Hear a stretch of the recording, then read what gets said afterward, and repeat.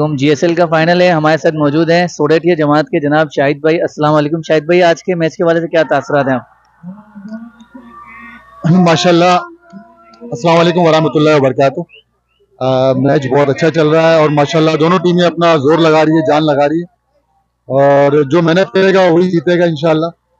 और अल्हम्दुलिल्लाह जो इवेंट सजाया है और हमारे जो फेडरेशन के सदर है आजम भाई गांची, उन्होंने जो मेहनत की और जो हमारी स्पोर्ट कमेटी ने जो मिलकर ये मेहनत की है और ये इवेंट सजाया है, तो अल्हम्दुलिल्लाह हम चाहते हैं कि हर साल ऐसा इवेंट हो और नौजवानों में जोश खरोश आए और इसी तरह मोहब्बत के साथ, यज्ञानियत के साथ और एक यूनिटी के साथ ये मैच इस तरह चलते रहे और सब आपस में इस तरह मिलके रहे। और ये मैच नहीं है, ये एक तरीके से ये हमारा कम्बिनेशन है कि सारे लोग आपस में मिल के बैठे हैं, एक दूसरे को जान गए, एक दूसरे से मोहब्बत बढ़ रही है। तो माशाल्लाह ये इवेंट होते रहने चाहिए। अस्सलाम वालेकुम वरहमतुल्लाहि वबरकातुहू।